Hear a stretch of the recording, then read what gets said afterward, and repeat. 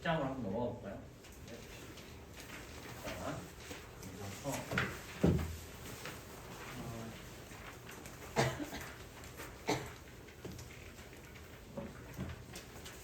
우리 지금 하는 게 웬만한 생각이 굉장히 쉽죠? 쉬운데 물리라는 게 기초가 굉장히 중요해요. 그래서 지금 하는 거 좀 잘 해주세요. 문제 풀 때 무슨 생각이 드냐면 그런 거 아니에요. 원숭이 엉덩이는 빨개, 빨가면 사과, 사과는 뭐 맛있어, 맛있으면 바나나, 바나나는 길어, 길면 기차, 기차는 빨라, 빠르면 비행기, 뭐 이런 거 있죠, 그죠? 이게 나 얼마 했는데 다 외우시네요. 그러니까 여기 쭉 가잖아요. 이게 흐름이 하나로 쫙 연결이 돼야 돼요. 근데 나중에 뭐라고 하냐면 결과적으로 어떻게 나오겠죠? 원숭이는 비행기야 이렇게 할 거예요. 너네가 그냥 원숭이는 비행기야 했을 때 원숭이가 왜 비행기인지를 알아야 돼요. 무슨 말이냐? 그 중간 과정이 아예 생략되면 너 하나하나 다 외워야 돼요. 원숭이는 비행기야, 원숭이는 바나나야, 원숭이는 뭐 맛있어, 뭐 다 외워야 된단 말이에요. 뭔 말이냐? 한 번에 쫙 가야 돼요. 그러니까 지금 하는 거 굉장히 잘 해야 된다는 얘기예요. 무슨 말이냐? 굉장히 지루하죠. 그죠? 하는 사람 지루할 거 뭐 당연한 거 그냥 혼자 해도 되겠는데 지금 잘해놔야 돼요. 나중에 원숭이가 비행기라는 걸 도달하기 위해서는 지금 잘해놔야 된다는 얘기예요. 여기서 제일 지루한 사람은 나예요. 내가 여기서 물리 제일 잘하잖아요. 그죠? 잘 해놔야 돼요. 자, 봐봅시다. 이동 빠르기의 표현 나와 있죠. 자, 우리가 방금 뭘 배웠죠? 물체의 운동을 표현하기 위해서 이동량을 표현하는 두 가지 물리량을 정의했어요. 그죠? 그리고 이제 과학자들이 운동을 표현하다 보니까 필요성이라는 걸 느껴요. 뭐냐면 이동량이라는 건 양만 표현하게 되죠. 그죠? 근데 실제로는 뭐예요? 우리가 3차원 공간에 살지만 우리는 3차원 공간에 살지만 실제로 4차원 세상에서 사는 거잖아요. 시간이라는 차원이 하나 더 있단 말이에요. 그래서 시간에 따라서 이 공간의 변화를 나타내기 시작해요. 그게 빠르기라는 거죠. 빠르기. 이동의 빠르기를 표현할 거다라는 얘기인데 이동 빠르기를 표현하기 전에 앞서서 일단 첫 번째로 변화량이라는 걸 잠깐 정의하고 갈게요. 변화량. 굉장히 중요해요. 별표 켜놓으세요. 변화량. 자, 앞으로 어떤 물리량의 약자의 앞에 세모 이게 붙어있어요. 세모. 이거 세모라고 있는 거 아니에요. 델타라고 있는 거 델타. 자, 델타가 붙어 있잖아요. 그럼 얘는 변화량을 의미하는구나. 이 물리량의 변화량을 의미하는구나 라고 인지하셔야 돼요. 그리고 이 변화량을 계산하는 방법은 나중량에서 처음량을 빼주면 된다 라고 나와있죠. 굉장히 간단한 내용이에요. 자, 한번 예를 들어서 이게 무슨 말인지 한번 살펴봅시다. 자, 쌤이 오늘 3만원 있어요. 현재 나에게 3만원의 돈이 있는데 자, 내일이 되니까 쌤이 10만원이 됐대요. 10만원. 자, 나의 돈의 변화량은 얼마죠? 나의 돈의 변화량은 7만 원이죠. 그죠? 정확하게 얘기하면 플러스 7만 원이요. 플러스 7. 이 플러스 7을 어떻게 구할 거냐라는 거죠. 그죠? 뭐라고 제시하죠? 나중량에서 처음량을 빼면 돼. 라고 얘기하죠. 이제는 10 빼기 3 이렇게 들어가는 거죠. 이렇게 할 수 있겠죠. 그냥 간단한 내용이에요. 자, 그 다음에 한번 이렇게 볼게요. 자, 지금 내가 수중에 12만 원이 있어요. 자, 근데 내일이 됐더니 내 돈이 4만 원 바뀌었대요. 4만 원. 내 돈이 어떻게 됐죠? 감소했죠. 이렇게 감소했을 때는 변화량은 어떻게 연산해야 되죠? 나중 빼기 처음 이렇게 되는 거죠. 그래서 이때는 마이너스 8만 원 이렇게 되는 거죠. 연산 어떻게 하는 거다? 항상 나중 빼기 처음 이렇게 들어가는 거죠. 오케이? 이렇게 해주시고 자, 이때 변화량의 특징이 있죠? 항상 증가하면 플러스, 감소하면 마이너스 이렇게 얘도 부호가 붙어 있어요. 변화량에는 플러스, 마이너스 부호를 붙여야 된다. 연산하면 이런 결과가 나온다는 거죠. 이렇게 해주시고 자, 그러면 우리가 간단한 변화량이라는 걸 정의를 해봤으니까 이 변화량의 빠르기, 변화의 빠르기를 한번 살펴볼게요. 변화의 빠르기. 자, 기본적으로 이렇게 두 가지 정의를 할 수 있는데 지금 우리가 배울 건 요거예요. 단위 시간당 변화량이라고 정의하는 변화의 빠르기에 대해서 잠깐 얘기를 해볼게요. 이 얘기를 잠깐 오른쪽에다가 써놓읍시다. 자, 우리가 이제 물리 시간에 이런 얘기를 굉장히 많이 볼 거예요. 무슨 얘기냐? 단위 A당 B. 이런 거 나오는 시를 굉장히 많이 봐요. 굉장히 많이 보는데 너네가 이 한국말을 봤을 때 이걸 수식으로 바꿔낼 줄 알아야 돼요.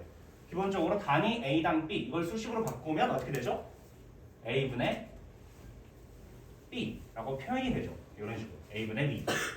일단 이걸 기억을 하셔야 되고 이걸 왜 이렇게 표현하냐에 대해서 잠깐 얘기를 해보면 그러려면 너가 이걸 알아야죠. 너네가 단위 A라는 게 뭐냐? 단위값이라는 게 뭐냐? 현승아, 단위값이라는 게 뭐죠? 단위값 뭘까요? 또 하나 단위값 뭐죠? 네, 모르겠어요. 자, 이거 써놓읍시다. 이거 잘 모르니까. 자, 단위값이라는 건 말 그대로 단위값이에요. 보통 이렇게 기억하시면 돼요. 어떤 A의 1의 양을 의미한다라고 생각하시면 돼요. A 1의 양. 그러니까 숫자라고 생각하시면 돼요. 숫자 1을 의미하는 거다. 단위값이라는 건 숫자 1을 의미한다. 이렇게 기억을 해주시면 되고, 자, 예를 들어서 이런 거죠. 시간의 단위값은 어떻게 되는 거죠? 시간의 단위값은 1초 이렇게 되는 거예요. 1초 또는 1m 또는 1리터 이런 거죠. 단위값이란 건 어떤 양의 1의 양을 의미하는 거예요.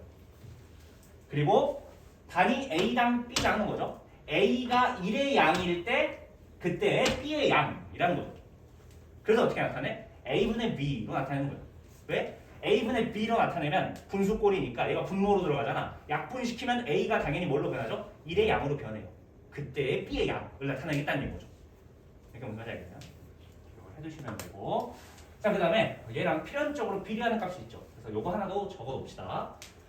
얘는 같은 양의 A당 B라는 값하고 항상 비례하는 관계예요. 생각해보면 그냥 당연하죠. 그죠? 단위값이라는 건 뭐죠? 1의 양이었잖아요. 1의 양일 때 B를 비교하는 게 단위 A당 B, A분의 B였어요. A가 1의 양으로 다 맞춰놓고 비교를 하겠다는 거죠. B의 양을. 그죠? 그건 뭔 말이에요? A가 다 동량이야 라고 얘기하는 거잖아요. 자, 예를 들어서 따져볼게요. 중학교 다 배웠죠? 자, 오른쪽으로 뭐 10m/s로 운동하는 물체가 있었어요. 10m/s로 운동하는 물체가 있다. 한 번은 20m/s로 운동하는 물체가 있다. 이렇게 나와 있어요. 보면 무슨 생각이 들죠? 10m/s라는 건 얘는 1초 동안 몇 미터 이동한다라는 거죠. 10m씩 꼬박꼬박 이동하는 애야 라고 얘기하는 거죠. 얘는 1초 동안 20m 이동하는 애야 라고 얘기하는 거죠. 그죠? 같은 1초 동안 이동량이 몇 배 차이? 당연히 2배 차이요. 그죠? 자, 한번 생각을 해봐요. 자, 얘를 2초 동안 움직여봤어요. 이 물체가 2초 동안 운동했대요. 10m/s로. 그럼 몇 미터 이동하죠? 당연히 20m 이동하겠죠. 그죠? 20m/s가 이렇게 운동하는 물체가 2초 동안 운동해요. 2초 동안 운동하면 얘는 몇 미터 이동하겠죠? 40m. 어떻게 되죠? 같은 시간 동안 이동한 양은 여전히 2배가 되는 거예요. 무슨 말이냐? 얘가 2배 되면 얘도 2배 돼. 이거 뭐라고 보죠? 비례한다. 되는 거죠. 오케이? 그래서 항상 이 값은 이 값이랑 비례할 수밖에 없다라고 좀 기억을 해두셔야 돼요. 자, 그래서 다시 한번 넘어가봅시다. 넘어오면 알겠죠? 그래서 단위 시간당 변화량, 이건 같은 시간 동안의 변화량이랑 똑같은 말이다라는 거죠. 이게 똑같다. 그냥 기억하시면 돼요. 똑같은 거야 라고 생각하시면 되고, 자, 이걸 수식 관계로 나타낸다면 당연히 A분의 B, 시간분의 변화량으로 나타낸다. 앞으로 이런 시간에 따른 변화량을 굉장히 많이 관찰을 할 거예요. 그래서 미리 하나 정리하고 가는 거예요. 자, 그 다음에 변화량과 변화의 빠르기에 대한 내용이죠. 자, 일단 변화량과 변화의 빠르기. 자, 이 두 가지를 비교를 해볼 텐데 밑에 이렇게 써있죠. 이렇게 오해하지 마라 라고 써있는 거예요. 뭐라고 나와있죠? 변화량이 크다고 해서 변화의 빠르기가 큰 것은 아니다. 이런 거죠. 변화량이 큰 게 빨리 변하는 건 아니야. 이렇게 얘기하는 거죠. 꼭 그렇지만은 않아 라고 얘기하는 거죠. 이게 뭔 말이냐면, 자, 예를 들어서 어떤 A라는 친구가 있었어요. 자, A라는 친구는 1시간에 10만 원씩 벌어요. 1시간에 10만 원씩 번다. 1시간에 돈을 굉장히 빨리 벌죠. 하루 24시간이니까 하루에 240원씩 버는 친구예요. 그렇죠? 자, B라는 친구가 있는데 B라는 친구는 10시간 동안 20만 원씩 벌어요. 자, 일단 봅시다. 자, 있을 때 첫 번째로 쌤이 이렇게 물어봐요. 돈의 변화량은 누가 더 많죠? 누가 더 돈을 많이 벌었죠? A야 B야? A야 B야? A, B. B죠. 얘는 10만 원 벌었고 얘는 뭐야? 20만 원 번 거죠. 그죠? 이것만 알고 있는 거잖아요. 돈의 변화량은 누가 더 커요? B가 더 큰 거죠. 그죠? 근데 A라고 답한 사람은 무슨 생각이 든 거예요? 직관적으로 봤을 때 A가 돈을 더 잘 벌잖아 라는 생각이 들죠. 그렇죠? A가 돈을 더 잘 벌어 보여요. 왜? 돈을 빨리 버는 거죠. 무슨 얘기냐? 돈을 빨리 버는 거예요. 얘는 1시간 동안 10만 원을 버는 거죠. 그죠? 얘는 1시간 동안 고작 몇만 원? 2만 원밖에 못 버는 거죠. 그죠? 누가 더 돈을 빨리 버는 거다? 얘가 더 빨리 버는 거다 라고 답한다는 거예요.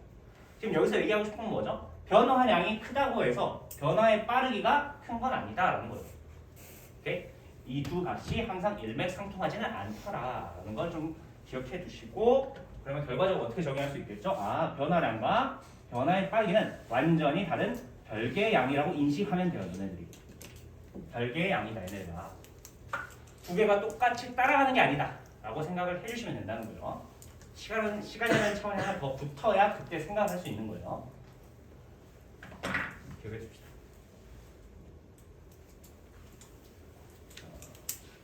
그 다음에 속력과 속도에 대한 내용이죠. 내려봅시다.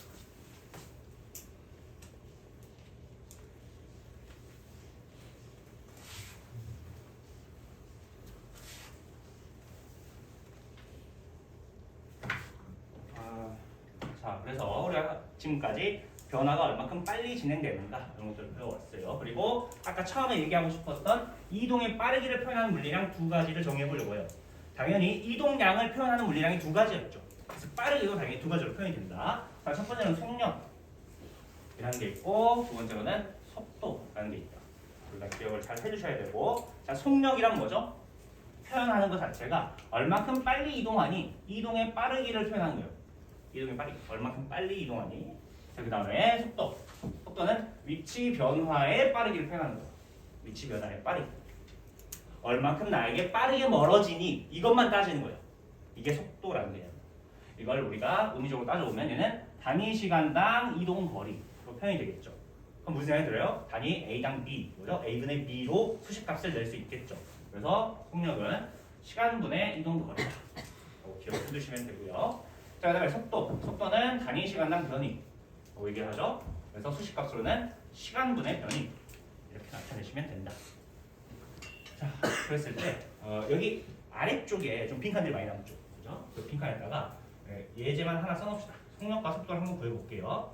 자, 예를 들어서 이 A 위치에서 물체가 오른쪽으로 B 위치로 운동을 해요. 자, 6m 정도 운동을 했어요. 민체야.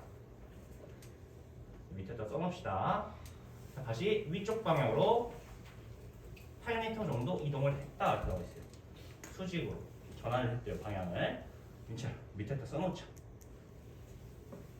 자, 그랬을 때 이 물체가 이동하는데 걸린 시간이 총 2초래요.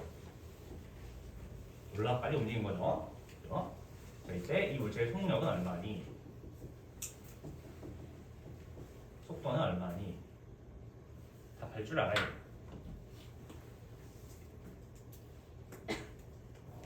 빨리 한번 보여봅시다.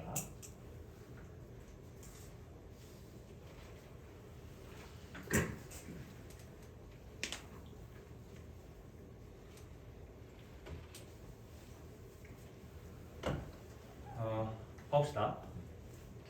속력의 정의가 뭐였죠? 시간분의 이동 거리였죠.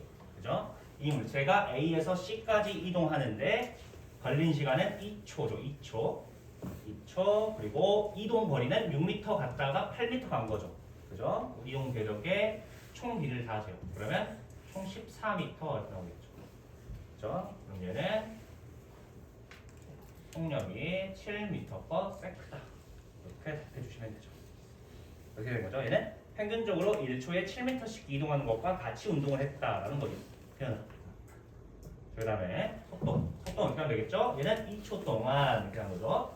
2초 동안 물체의 위치 변화량, 변이를 따지는 거죠. 자, 변이는 A부터 C 지점까지 직선 거리를 따져야겠죠. 몇 미터죠? 10m. 타고렸어요. 10m. 그죠? 그래서 얘는 속도의 크기는 5m/s 이렇게 나옵니다. 어떻게 표현하는 거죠? 얘는 1초에 나에게서 5m씩 멀어지는 것과 같이 운동을 했다라고 얘기할 수 있는 거죠. 네. 기억해 두시고 이에 따라서 당연히 단위가 m/s다. 그건 당연히 할 수 있겠죠. 우리가 시간의 단위가 뭐였죠? 세크. 그 다음에 이동거리 단위가 미터. 두 개를 나눠주면 m/s 이렇게 가는 거고 세 개가 조금 커지면 km/h도 쓰긴 하는데 우리는 거의 안 쓸 거니까 m/s라는 거 기억해 둡시다. 이거 똑같죠? 얘는 세크, 얘는 단위가 미터 이렇게 되는 거죠. 자, 그 다음에 물리량을 구분하는 거 이거 한번 해볼게요. 자, 우리가 속력은 스칼라량이다라고 얘기하고 있어요. 스칼라량이다. 자, 이때 우리가 잠깐 기억해 놓을 게 있는데 이게 뭐냐면 봐봐. 우리가 이동거리는 스칼라량이야, 벡터량이야? 이동거리? 스칼라량. 얘는 스칼라예요. 그죠? 자, 시간은 스칼라량이야, 벡터량이야? 스칼라. 아까 스칼라라고 했죠. 자, 이렇게 스칼라량으로 나눈 이렇게 스칼라량끼리 연산하잖아? 그럼 무조건 스칼라량이 나올 거예요. 기억해 두세요. 스칼라와 스칼라를 연산하면 스칼라가 나온다. 자, 그 다음에 요거. 자, 시간, 변이 이렇게 있는데 자, 변이는 스칼라량이야, 벡터량이야? 벡터량이죠. 벡터량. 되죠? 자, 시간은 스칼라량이에요. 자, 이거 기억하셔야 돼요. 자, 벡터량과 스칼라량을 연산해요. 자, 이렇게 연산하잖아요. 무조건 벡터량이 나와요. 이거 기억하셔야 돼요. 네? 벡터량이 나온다. 그리고 여기서 특징 중에 하나 뭐냐면 이 벡터량과 이 벡터량은 항상 써놓읍시다. 방향이 일치해요. 방향이 일치하더라 라고 기억해 주십시오. 방향이 일치한다. 위치가 변화하는 방향이 속도의 방향이다 라고 표현할 수 있다는 거예요. 이유는 우리가 이제 벡터 연산을 하면 알겠대요. 예를 들어서 간단하게 잠깐만 소개하고 갈게요. 예를 들어서 이런 벡터를 우리가 A 벡터라고 표현하잖아요. 이게 A 벡터야 라고 표현되거든요. 방향이 있으니까. 수학시간에 나중에 배워요. 그러면 쌤이 2분의 1 A 벡터를 표현해봐 라고 하면 방향은 그대로 하고 딱 반띵 표현해 주시면 돼요. 이게 이제 벡터의 표현 방법이에요. 지금 우리가 뭘 보고 있는 거죠? A가 벡터량이죠. 벡터량 위에 이렇게 화살표를 표현해줘요. A는 벡터량인데 이 벡터량에 스칼라량이 들어온 거죠. 2분의 1이라는 스칼라량을 곱해줬어요. 그죠? 자, 그때 이 A 벡터의 방향은 바뀌어요? 안 바뀌어요? 전혀 안 바뀌죠. 원래 연산은 이렇게 해요. 네? 그래서 그냥 우리는 스칼라랑 벡터랑 연산하면 항상 벡터량이 나오고 이 벡터량끼리는 항상 방향이 일치한다라는 거 정도만 기억합시다. 여기까지 할 수 있겠네요. 이렇게 해주시고 자, 그래서 우리한테 사실 중요한 건 뭐죠? 쌤이 아까부터 뭐라고 했죠? 벡터량이 나오면 그게 벡터량인 거 인식만 하면 된다는 거죠. 오케이? 왜? 얘는 방향이 있으니까 연산할 때 주의하라는 거잖아요. 항상 플러스 마이너스 부호를 붙여서 계산을 하라는 거죠. 부호를 붙여서 계산해라.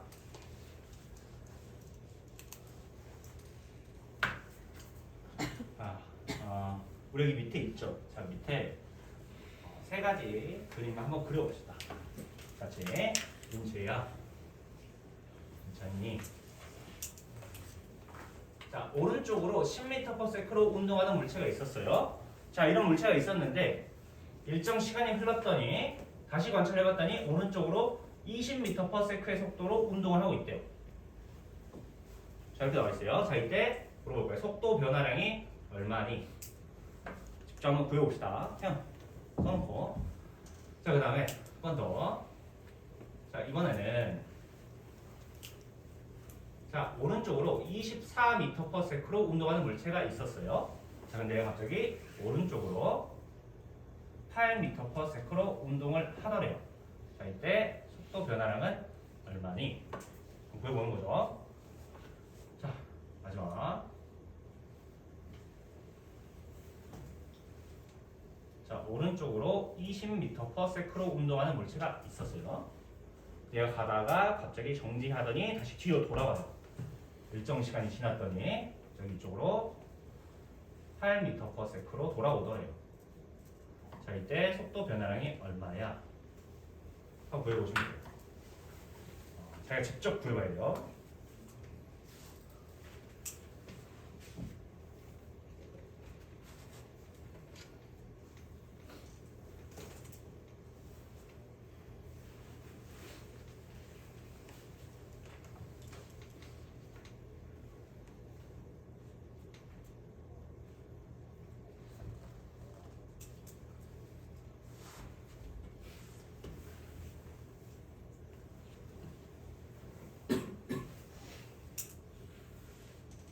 그다음에 신규학생들은 우리 교재는 통합과학 완자 교재를 쓸 거예요. 그리고 쌤이 준 프린트 있죠. 이거 프린터 잊어버리면 안 돼요. 그래서 기존에 이제 시험 대비 진행하는 학생들은 그 파일철 우리가 줬잖아요. 학원 파일철 있죠. 거기다가 이제 항상 꽂아가지고 가지고 다니면 되고, 신규학생들은 나중에 시험 대비 할 때 또 줄 거예요. 파일철을.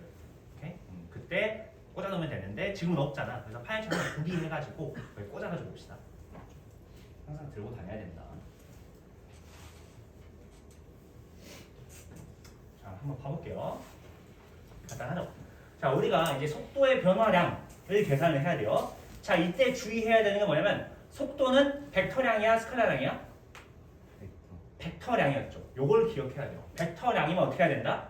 연산할 때 스칼라처럼 연산해도 되지만 항상 방향에 부호를 부여한 다음에 스칼라처럼 연산해야 되죠. 오케이? 봐봅시다. 쌤은 오른쪽 방향 플러스로 잡을게요. 얘는 플러스 10이었죠. 속도가. 얘는 플러스 20이었어요. 그죠? 그럼 속도 변화량은 얼마 나와야 되죠? 플러스 10m/s 이렇게 나오죠. 플러스 10 플러스 10m/s. 어떻게 구한 거죠? 변화량은 나중 빼기 처음. 나중량에서 처음량을 빼요. 뭐죠? 플러스 20이죠. 나중에 플러스 20. 처음량은 플러스 10. 이렇게 되는 거예요. 이렇게 연산하는 거예요. 오케이? 자, 그 다음에 얘는 플러스 24. 얘는 플러스 8이죠.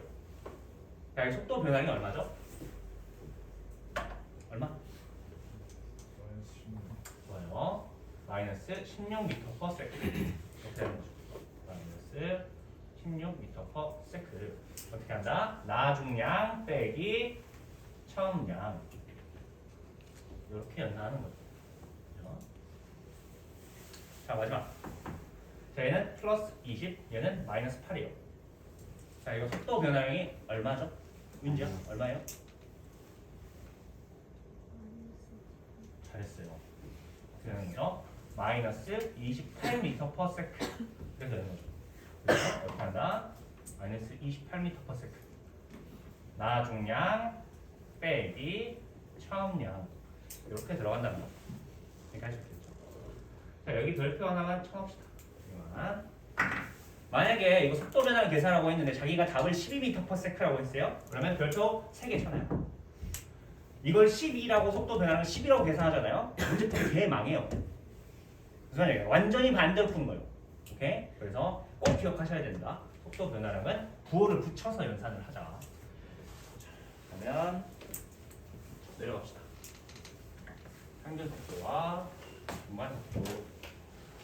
이 파트는 우리가 이제 개념적인 측면만 체크하고 넘어가시면 돼요. 개념적인 측면만 체크하고 넘어갈 거다. 봐봅시다. 자, 지금 이렇게 나와 있죠. 평균 속도가 뭐야? 물었는데 어느 시간 동안에 평균적인 속도를 그냥 평균적으로 몇 m/s로 갔어? 이런 건데 따져볼게요. 자, 여기서 쌤이 직선 운동을 해요. 쌤이 자, 여기서 오른쪽으로 운동을 한다고 가정해 봅시다. 오케이? 오른쪽 운동하는데 한 4초 정도 흘렀더니 쌤이 여기까지 왔대요. 여기까지 이동하는데 4초 걸렸대요. 4초 걸렸고 여기서부터 여기까지 내가 이동한 거리가 총 12m다 라고 했어요. 나의 평균적인 속도가 얼마니? 평균 속도가 얼마야? 이렇게 4초 동안 이동할 때 평균 속도가 얼마야? 라고 물으면 어떻게 답하면 되겠죠? 나는 4초 동안 몇 미터 이동한 거야? 12m 이동한 거죠. 평균적으로 몇 m/s로? 3m/s로 운동을 한 거구나 라고 표현하는 거예요. 이 말은 뭔 말이죠? 나는 1초에 몇 미터씩 따박따박 이동했다는 얘기야. 1초에 3m씩 따박따박 이동을 했다는 거죠. 이렇게 할 수 있겠나요? 근데 실제로 내가 1초에 3m씩 따박따박 이동한 거예요. 이동한 거예요? 모르죠. 그죠? 모르잖아요. 내가 앞에 2초는 졸라 빨리 뛰다가 뒤에 2초는 천천히 걸었을 수도 있죠. 그죠? 이런 건 알 수가 없어요. 알 수 없지만 그냥 전체적으로 놓고 보면 이런 거죠. 전체적으로 놓고 보면 평균적으로는 이렇게 간 거야 라고 표현할 수 있는 속도. 이 속도가 뭐다? 평균 속도라고 기억하시면 돼요. 자, 그랬을 때 우리가 지금 정의해야 될 건 뭐냐? 이 평균 속도의 위치 시간 그래프에서 기하학적 의미를 잠깐 살펴보려고 해요. 자, 이게 뭔 말이냐면 자, 여기 위치 시간 그래프가 있죠. 위치 시간. 이제 잘 보고 있죠? 이제야. 자, 일단은 이 그래프를 봤을 때 너네가 어떤 느낌이 들어야 되냐? 보고 이렇게 들어야 돼요. 이게 들어야 돼요. 뭔지 알겠나요? 이렇게 가고 있죠. 뭔 말이죠? 자, 처음에는 x축이 시간이잖아요. 그죠? 시간은 엄청 많이 가고 있는데 위치는 y축은 별로 올라가 안 올라가? 별로 안 올라가요. 뭔 말이죠? 느리다는 얘기죠. 처음엔 느려 이때는. 처음엔 느린데 나중에 쭉 올라가면서 어떻게 되죠? 시간 x축은 조금 갔는데 y축이 엄청 급격하게 올라가요. 아, 뭐야? 뒤에는 빨라진다는 거죠. 그죠? 그래서 느렸다가 점점 빨라지죠? 그러다가 갑자기 다시 느려지고 있어요. 이렇게 일단 읽혀야 돼요. 너한테. 뭔 말인지 알겠나요? 그래서 이렇게 하는 거죠. 하여튼 이런 운동을 하고 있어요. 자, 그랬을 때 여기서 평균 속도의 기하학적 의미를 살펴봅시다. 자, 일단은 우리가 이거 좀 복잡하니까 이렇게 할게요. 자, t 원초 여기다 그냥 2초라고 써요. 2초. 자, 모자 이렇게 운동하고 있는데 2초일 때 이렇게 하는 거죠. t 원초일 때 2초일 때. 자, 2초일 때 이 물체의 위치를 S1을 4m 이렇게 써봅시다. 4m. 민체야. 봅시다. 자, 그 다음에 자, t2초 이때를 6초라고 적어놓을게요. 6초. 자, 6초일 때 이 물체의 위치를 따져봤더니 얘가 16m다. 이렇게 나와요. 16m다. 자, 이게 뭘 의미하는지 여기서 한번 살펴봅시다. 자, 쌤이 직선 운동을 하는데 그걸 시간에 따른 위치 그래프를 나타냈다고 생각해 볼게요. 자, 그러면 어떻게 되는 거죠? 2초일 때는 원점으로부터 4m 위치에 있었다는 거죠. 그죠? 간단히 얘기하면 이런 거죠. 여기가 원점이 있었던 거죠. 0m 지점이 있었던 거죠. 여기를 기준으로 했을 때 내가 딱 2초일 때는 내가 어느 위치에 있었냐? 원점으로부터 4m 떨어진 지점에 있었다라고 표현하는 거죠. 이렇게 할 수 있겠네요. 자, 그 다음에 시간이 흘러서 6초일 때 보니까 얘는 16m 지점에 있어. 원점으로부터 16m 지점에 있어 라고 표현하는 거죠. 그죠? 그러면 여기가 6초라고 생각한다면 6초일 때 원점으로부터 16m 지점에 있어 라고 표현되는 거죠. 이렇게 할 수 있겠죠? 그리고 이 구간의 평균 속도가 얼마냐 라고 그러면 그때 어떻게 구하면 되죠? 여기서부터 여기까지 몇 초 걸렸죠? 4초 걸리죠. 그죠? 여기서부터 여기까지 위치 변화량이 얼마? 12m죠. 그죠? 그래서 이거 두 개 나눠주면 얼마? 3m/s를 구할 수 있는 거죠. 이게 무슨 말인지 알겠나요? 오케이? 여기 그래프상에서 표현하면 어떻게 되는 거죠? x축의 변화량 이게 뭐예요? 2초부터 6초 4초죠. 4초 이렇게 되는 거죠. 그 다음에 여기서부터 여기 그때의 y축의 변화량 얼마? 12m 이렇게 되는 거죠. 그리고 이걸 나눔 값을 기하학적으로 표현하면 어떻게 되죠? 이 점과 이 점의 직선의 기울기죠. 그죠? 이거 기울기가 어떻게 된다? 4분의 12. 3이 나오는 거예요. 그래서 평균 속도 정의하고 있죠. 결국 평균 속도의 기하학적 의미는 두 점을 잇는 직선의 기울기다. 이거 표현하고 있어요. 두 점을 잇는 직선의 기울기. 자, 그리고 진도를 조금 나가야 돼서 빨리빨리 넘어갑니다. 자, 순간속도라는 개념이 있어요. 순간속도. 어느 한 순간의 속도죠. 순간의 속도. 자, 이게 뭔 말이냐? 물체에 운동은 있을 거 아니에요. 이게 평균적으로가 아니라 딱 이때죠. 이때 너 지금 속도가 얼마예요? 이거 운동하고 있는데 지금 이렇게 되면서 운동하고 있다가 지금 아주 짧은 시간 동안에 지금 얼만큼의 위치 변화가 생겼을 거 아니에요. 그걸 따지는 거예요. 그래서 얘가 쭉 운동하는데 지금 속도가 얼마야? 이렇게 물어보는 거죠. 이게 순간 속도라는 개념이고, 이거는 이제 우리가 기하학적으로 풀면 한 순간에 접선의 기울기를 따지면 된다. 뭐라고 얘기를 하는데 사실 이런 거죠. 예를 들어서 내가 2초일 때 순간 속도를 알고 싶어요. 자, 그럼 어떻게 하는 거냐? 2초일 때 위치를 측정을 해요. 자, 그리고 2.000000001 어려워? 졸라 짧은 순간인 거죠. 굉장히 짧은 순간. 아주 조금 위치가 변했을 거 아니에요. 아주 조금 위치가 변했겠죠. 이때 위치 변화를 측정을 해요. 그리고 어떻게 하는 거죠? 결과적으로 기울기를 따지는 거죠. 속도라는 건 두 점의 직선의 기울기를 따지는 거잖아. 그죠? 그러면 2초일 때 어느 위치인지 찍어요. 그 다음에 2.000000001초. 그죠? 굉장히 짧은 순간일 때 얼마의 위치인지 찍어요. 이건 두 점에 한 점이에요. 거의 한 점처럼 보이죠. 그죠? 근데 실제로는 두 점이에요. 이 두 점의 기울기를 따져요. 이게 뭐가 되죠? 순간 속도가 되는 거예요. 근데 이 두 점이 한 점처럼 보이죠, 우리한테는. 그죠? 그래서 거의 한 순간, 한 점의 기울기를 따지면 되는 거고, 그걸 우리가 그래프상으로 이렇게 그래프의 궤적, 그래프 궤적 한 점의 기울기를 따지면 된다라고 표현할 수 있어요. 무슨 말인지. 그래서 여기 나와 있죠. 접선을 찍으면 된다. 한 점을 찍고 한 순간에 그 접선, 그래프 궤형의 접선의 기울기를 따지면 그게 곧 순간 속도다라는 개념이에요. 넘어갑시다. 네, 가속도. 넘어갈게요. 봅시다.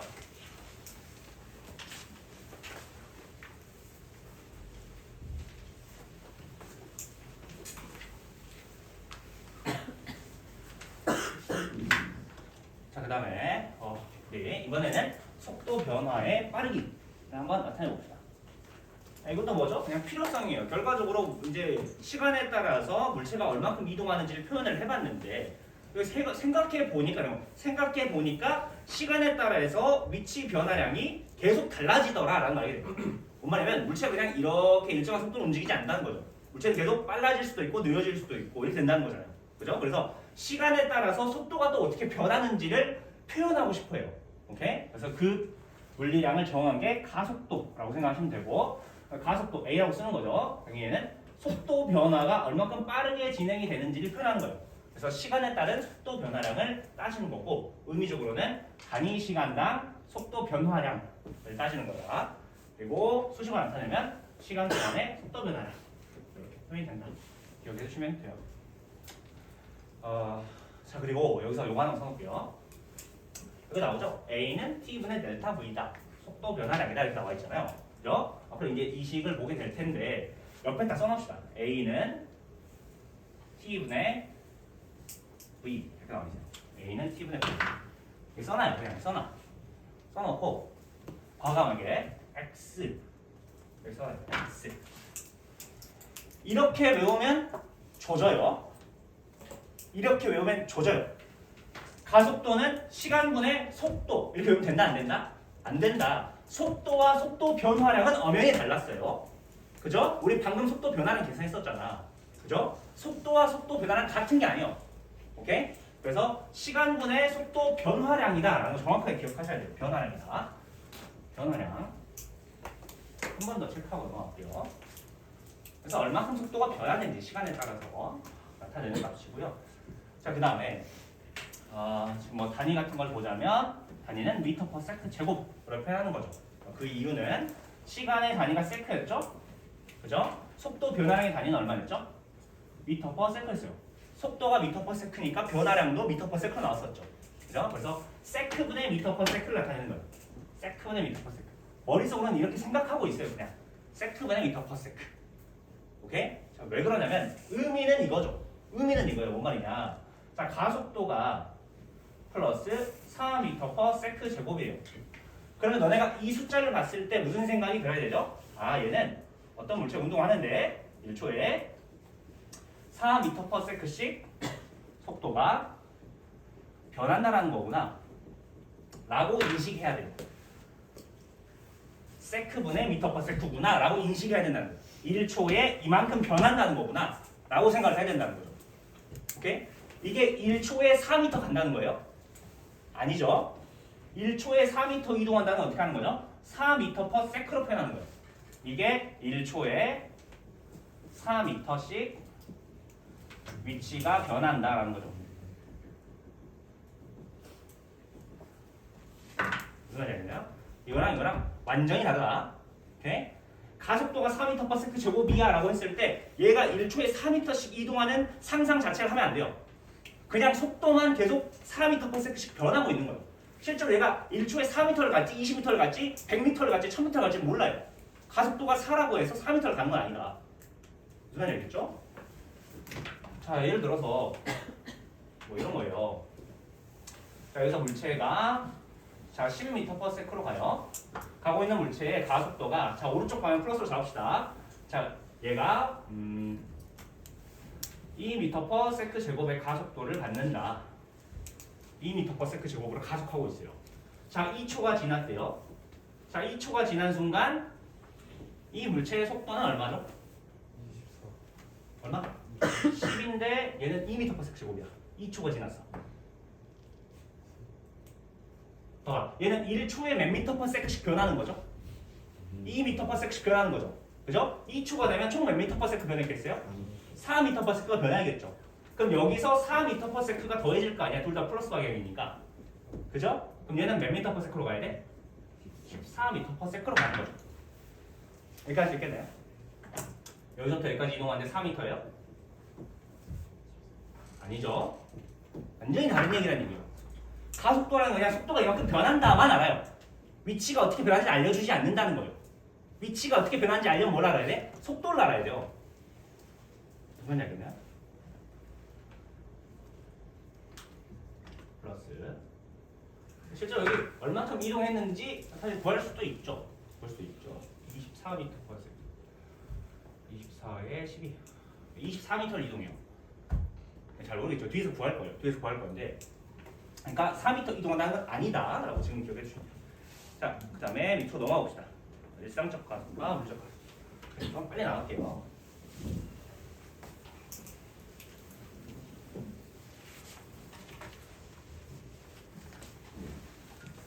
자, 여기서 쌤이 얘기하고 싶은 건 간단한 거예요. 봐봐. 자, 일상적 우리가 가속이라는 얘기를 하죠. 가속한다는 건 우리가 뭐라고 받아들이죠? 물체가 점점 빨라진다는 거예요. 빨라지면 가속한다고 표현하죠. 그 다음에 느려지면 뭐라고 부르죠? 느려지면 그죠? 감속한다라고 표현하죠. 자, 일상적으로는 가속이란 용어와 감속이란 용어를 사용을 해요. 근데 세연아, 봐봐. 자, 물리 시간으로 오면 얘네들이 다 하나로 통칭이 될 거예요. 가속이란 얘기로 통칭이 된다라는 걸 잠깐 얘기하는 거예요. 일상적으로는 가속도 있고 감속도 있죠. 하지만 그냥 물리적으로 다 뭐다? 가속이다. 물리적으로 가속한다라는 건 뭐죠? 속도가 변한다라는 얘기예요. 빨라지든 느려지든 뭐죠? 속도가 변하는 거죠. 그죠? 그냥 속도가 변했다라고 본다는 거예요. 여기 잠깐 하려고 하는 거고. 여기 나와 있죠? 2초 동안의 속도 변화. 플러스 10이었는데 플러스 20이 됐어요. 속도 변화는 얼마죠? 플러스 10이죠. 근데 빨라졌죠? 일상적으로 가속한다라고 부르죠. 그죠? 물리적으로는 가속한다라고 불러요. 가속도만 한번 구해봅시다. 여기 써놔요. 자, 이 가속도 얼마죠? 몇 초 동안 속도가 변했어요? 2초. 자, 2초 동안 속도 변화량이 얼마? 플러스 10m/s죠. 그죠? 그럼 얘는 1초에 5m/s씩 속도가 변하는 거라고 인식되네요. 그죠? 자, 그다음 밑에 자 24m/s에서 10m/s가 됐어요. 오른쪽 방향으로. 자, 속도 변화는 얼마죠? 마이너스 14예요. 느려졌죠? 느려지면 일상적으로 뭐라고 불러? 감속이라고 부르죠. 그죠? 하지만 물리 시간에는 감속이라는 용어를 사용하지 않는다. 그죠? 다 뭐야? 가속이라고 부른다는 거죠. 오케이? 자, 그리고 이때 가속도 구하면 어떻게 되죠? 얘는 2초 동안의 속도 변화량이 얼마? 마이너스 14m/s 되는 거죠. 그죠? 마이너스 7m/s 제곱이라는 가속도로 운동한 거죠. 1초에 7m/s씩 변했어 라고 인식하는 거예요. 자, 밑에 자, 여기 오타예요. 가라고 써놓으세요. 그리고 이건 그냥 개념적으로만 인식하고 일단 뒤로 넘어가도록 할게요. 가속도 아무도 났어요.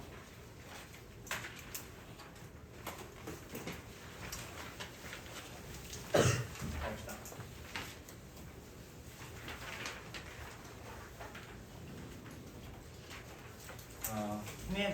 자, 물체의 운동 방향에 대한 내용이 나와 있죠.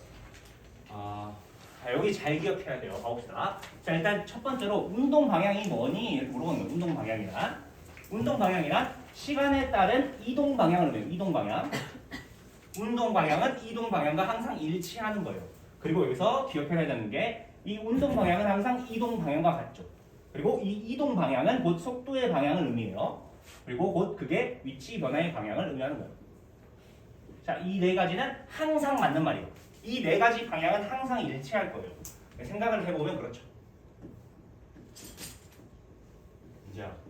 자, 오른쪽으로 4m/s의 속도로 운동을 하고 있어요. 그죠? 운동 방향이 어디죠? 오른쪽이죠. 그죠? 이동을 어떻게 하는 거예요? 오른쪽으로 1초에 4m씩 이동하는 거죠. 위치 변화가 오른쪽으로 1초에 4m씩 위치 변화가 생성이 되는 거잖아요. 그죠?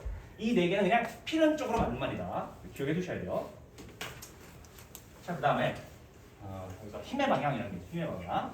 자, 힘의 방향은 물체에 적용하는 알짜 힘의 방향이다. 여기 하죠. 자, 이게 무슨 말이냐면 앞으로 쌤이 힘의 방향이 어쩌고 저쩌고 할 거예요. 그때 머릿속으로 무슨 생각을 하냐면 이 힘은 알짜 힘을 의미합니다 라고 생각하시면 돼요. 자, 그래서 일단 너네가 알짜 힘이 뭔지에 대해서 아직 안 배웠죠. 그죠? 이거 알짜 힘 아까 잠깐 계산해봤어요. 아까 우리가 합력이라고 부르는 거예요. 합력. 알짜 힘이란 합력을 의미합니다. 어떤 단 하나의 힘으로 상정하는 거죠. 물체에 여러 가지 힘을 갖고 있어도 물체가. 자, 예를 들어서 이런 거예요. 자, 이 물체가 오른쪽으로 6N, 왼쪽으로 4N 이렇게 힘을 갖고 있어요. 이 물체의 알짜 힘은 어디 방향으로 몇 뉴턴이죠? 오른쪽 방향으로 2N이죠. 이게 뭐예요? 알짜 힘이에요. 오케이? 여러 가지 힘을 갖고 있지만 어떤 하나의 힘을 받는다고 가정하는 거죠.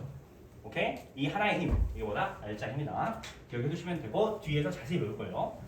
자, 이때 우리 하나 더 기억해야 될 게 우리가 아직은 안 배웠지만 여기 별표 쳐놓으세요. F는 MA. F는 MA. 자, 여기서 우리가 짚고 넘어갈 건 뭐냐면 봐봐. F는 MA. 좀 크게 쓸게요. F는 MA. 있죠. 뭐죠? 힘은 질량 곱하기 가속도라는 얘기예요. 힘은 질량 곱하기 가속도 이렇게 되는 거죠. 근데 앞에서 이런 얘기했어요. 자, 질량은 벡터량이니 스칼라량이니? 질량은 스칼라. 그죠? 자, 가속도는 벡터량이야 스칼라량이야? 벡터량이에요. 벡터량. 그죠? 아까 속도 변화량이 벡터량이니까 가속도 벡터량이다. 깜빡했네요. 기억해 주세요. 자, 그러면 스칼라 곱하기 벡터는 뭐가 나와야 되죠? 벡터야 스칼라야? 벡터. 좋아요. 그리고 특징 중에 하나가 이 벡터와 이 벡터는 서로 방향이 어때야 돼? 같아야 돼. 방향이 일치한다는 거예요. 그래서 너는 꼭 기억해야 돼요. 힘의 방향은 그냥 가속도의 방향이에요. 정확하게는 알짜 힘인 가속도의 방향 같아요. 기억해 두시고 그 다음에 자, 여기다가 이 얘기만 하나 써놓읍시다. 자, 가속도는 곧 힘이다 라고 한 줄만 써놓읍시다. 가속도는 곧 힘이다.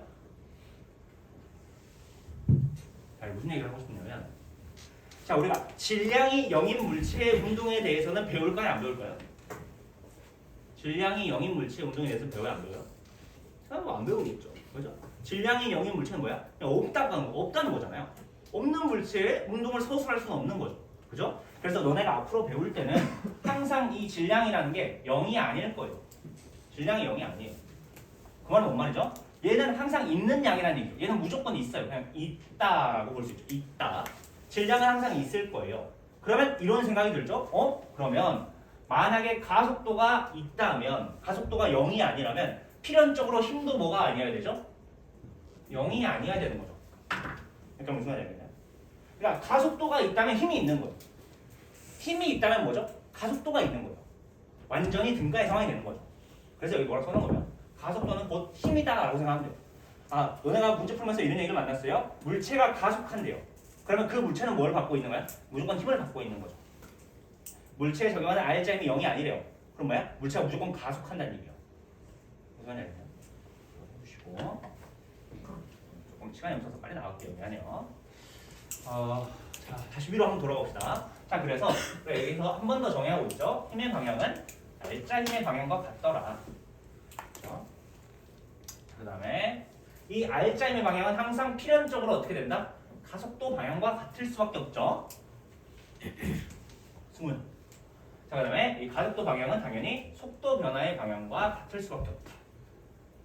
아까 얘기했죠? A는 T분의 델타 V 이렇게 썼죠.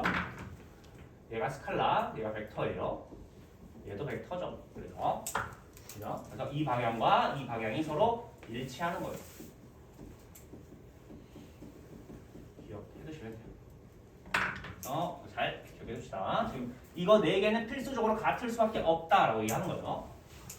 자, 그리고 우리가 이걸 통해서 인식하고 싶은 게 있어요. 자, 그게 뭐냐면 여기 밑에 있는 자, 속도의 방향과 가속도의 방향 이런 게 있죠. 좀만 집중합시다. 거의 다 끝났어요. 좀만 집중합시다. 봐봐. 속도의 방향은 아까 선생님 뭐라고 했죠? 항상 물체의 운동 방향과 같다 그랬어요. 속도의 방향은 물체의 운동 방향과 같더라. 그죠? 거기 나와 있잖아요. 다 건드렸어요. 자, 그다음에 가속도의 방향은 물체에 적용하는 힘의 방향과 같다라고 얘기했었죠. 정확하게는 R자 힘이죠. 자, 그랬을 때 이 운동 방향과 힘의 방향의 관계에 따라서 물체의 빠르기가 빨라질지 느려질지 예상할 수 있어요. 생각 한번 해봅시다. 자, 만약에 속도의 방향과 가속도의 방향이 같은 방향이에요. 같은 방향. 운동 방향과 힘의 방향이 같은 거죠. 그죠? 생각을 해봐요. 어떻게 되겠죠? 물체가 오른쪽으로 운동하고 있는데 내가 뒤에서 이 스키를 앞으로 밀어줘요. 이미 오른쪽으로 운동하고 있는데 내가 팍 밀어주는 거야. 가고 있는 애를 팍 밀어주죠. 이 물체는 무조건 빨라져요, 느려져요? 무조건 빨라지겠죠. 그죠? 뭐라고 하죠? 속력이 증가한다. 여기 써놔요. 빨라짐. 여기 써놔요. 빨라짐. 빨라짐.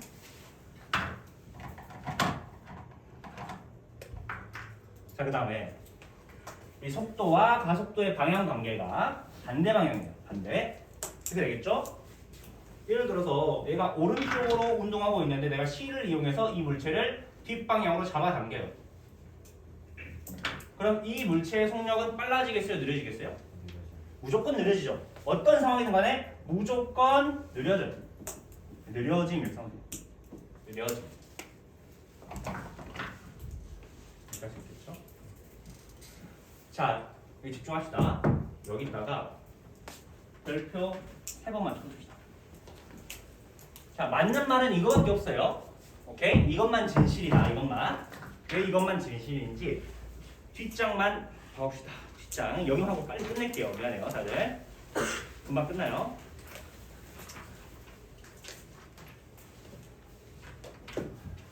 너네가 이제 역학 파트를 배우면서 사실 5개념들이 굉장히 많아요. 그래서 그 5개념들을 좀 써놨고 이 얘기를 마무리하고 오늘 수업 마치도록 할게요. 잠깐만 봐봅시다. 자, 일단 우리가 첫 번째 대표 5개념 중에 하나가 뭐냐면 요거예요. 운동 방향이 힘의 방향이다라는 5개념이 있어요. 자, 이게 무슨 말이냐면 봐봐. 이 5개념을 확장시켜서 오른쪽으로 운동하네. 그럼 오른쪽으로 힘을 받겠다라고 생각하는 거예요. 오른쪽으로 힘을 받겠다. 이 생각하는 거예요. 오케이? 왼쪽으로 운동하네. 왼쪽으로 운동하면 왼쪽으로 힘을 받는구나라고 생각하는 거예요. 기본적으로 이게 잘못돼 있어요. 이게. 어떤 개념이죠? 힘이 작용하면 물체가 움직인다라고 생각하는 거예요. 이게 5개념이에요. 5개념. 실제로는 맞는 말 같처럼 보이죠? 내가 이렇게 움직이려면 내가 이렇게 움직인다는 얘기는 뭐야? 내가 이쪽으로 힘을 줬다는 얘기잖아요. 이렇게 생각을 한다는 거죠. 근데 실제로는 그렇지 않다. 이게 실제 물리 개념 여기가 있죠? 첫 번째로 관성 법칙. 별표 쳐놓으세요. 아직 안 배웠지만 뉴턴 제1법칙이에요. 관성 법칙. 자, 첫 번째로 기억해야 될 건 자, 물체에 적용하는 R자 힘이 0일 때 그죠? R자 힘이 0일 때 이렇게 나와 있어요. 그때 정지해 있던 놈은 어떻게 한대요? 계속 정지한대요. 가만히 있는 애는 계속 가만히 있는 거예요. 오케이? 자, 우리한테 중요한 건 이 밑에 자, 물체에 적용하는 R자 힘이 0일 때 운동하던 시기는 어떻게 하는데? 계속 운동한대요. 이게 정말 중요해요. 이 개념을 알고 있어야 돼요. 운동하는 애는 그냥 운동해요. 운동하는 애는 계속 운동한다. 뭔 말이냐? 자, 오른쪽으로 운동하는 물체는 오른쪽으로 힘을 받는 거예요? 모르죠. 오른쪽으로 운동하는 애는 그냥 오른쪽으로 운동하는 거예요. 오른쪽으로 가던 애는 계속 오른쪽으로 간다니까요. 힘을 받았을 때는 무슨 현상이 일어나죠? 속도가 변하기 시작해요. 물체가 가속할 수 있는 거죠. 오케이? 왼쪽으로 운동하는 애는 계속 왼쪽으로 힘을 받았기 때문에 왼쪽으로 운동하는 거예요. 모른다는 거예요. 왼쪽으로 가는 애는 그냥 왼쪽으로 가는 거예요. 힘을 받았는지 아닌지는 뭘 보고 판단하는 거야? 이 물체의 속도가 변화하면 그때 힘을 받았구나라고 생각한다는 거예요.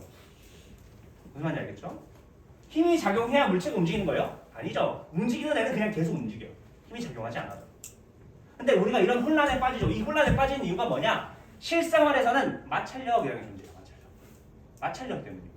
그래서 너네가 이론적인 물리에 대해서 생각을 하려면 항상 머릿속에 이런 생각을 해주세요. 여기 써놓읍시다. 항상 마찰력이나 또는 공기저항력이 없는 빙판길을 상상하셔야 돼요. 빙판길을 상상해라. 꼭 빙판길에서 어떻게 되죠? 이게 실제 우리가 생각하는 거예요. 우리는 마찰력이 없는 공간에 대해 생각을 해야 실제 물리 이론에 가깝게 상상할 수 있어요. 빙판길에서 물질 한번 탁 밀면 어떻게 되죠? 얘가 우왕 가죠. 같은 속도로 쭉 가는 것처럼 보이잖아. 이런 걸 상상해야 된다는 거예요. 오른쪽으로 한번 딱 밀어놓고 어제 오른쪽으로 가네? 이제 힘 받고 있구나 이런 생각 안 해요. 전혀 안 하잖아요. 이런 상황을 생각을 해야 된다. 자, 그 다음에 여기 한 번 더 얘기를 하고 있죠. 가봅시다.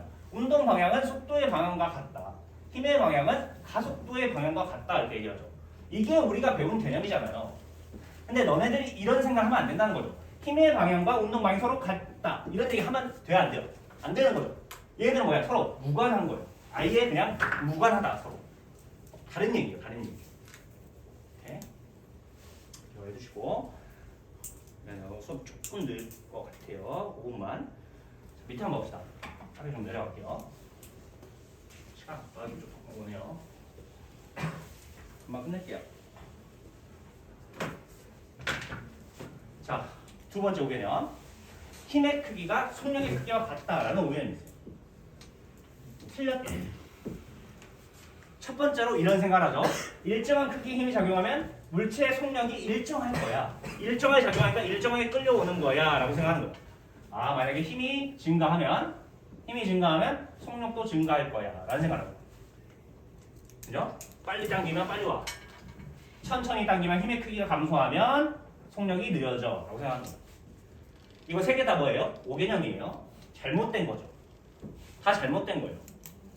마찰력이 있는 공간에서는 이런 것처럼 보이지만 실제로는 그렇지 않죠. 그죠? 쌤이 앞에서 뭐라 그랬어요? 속력이 증가하는 건 뭐죠? 빨라진다는 거죠. 빨라짐. 속력이 감소한다는 건 뭘 의미해요? 느려짐을 의미하는 거죠. 자, 이건 힘의 크기는 아무 상관이 없어요. 오로지 뭐에 따라서 관계가 있는 거죠? 운동 방향과 힘의 방향의 관계에 의해서만 결정이 되는 거예요. 관계. 여기 나와 있죠? 빨라짐과 느려짐은 운동 방향과 힘의 방향의 관계. 이 방향의 관계에 의해서만 결정이 되더라. 정말 중요한 거예요. 오케이? 생각 한번 해봅시다. 만약에 속도의 방향과 가속도의 방향이 같아요. 그 말이 힘의 방향과 운동 방향이 같다는 얘기죠. 같은 방향이에요. 그럼 머릿속 무슨 생각이 들어야 돼요? 무조건 빨라짐이죠. 빨라짐. 무슨 상황이든지 간에 어때? 빨라짐이 돼야 돼요. 이게 나와야 물리 개념을 배우는 거예요. 봐봐. 만약에 힘이 일정해요. 같은 방향으로 힘이 일정하면 어떻게 되죠? 속력이 일정하게 빨라진 거예요. 일정하게 빨라진다. 이거예요. 일정하다, 일정하게 빨라지는 거죠. 힘이 점점 증가하면 더 빠르게 빨라지는 거죠. 더 빠르게 빨라지는 거예요. 이미 빨라지고는 있는 거예요. 힘이 점점 감소하면 어떻게 되죠? 천천히 빨라지는 거예요. 천천히. 여기는 빠르게 빨라지는 거죠. 무슨 말인지 알겠나요? 자, 그 다음에 반대 방향 어떻게 되겠죠? 느려짐이죠. 시간 계산 좀 빠르게 할게요. 다 느려지죠. 힘이 일정하면 일정하게 느려지는 거죠. 힘이 증가하면 빠르게 느려지는 거죠. 힘이 감소하면 천천히 느려지는 거죠. 이렇게 하면 무슨 말인지 알겠죠? 마지막 얘기하고 끝냅시다. 끝났어요. 정말 찾자.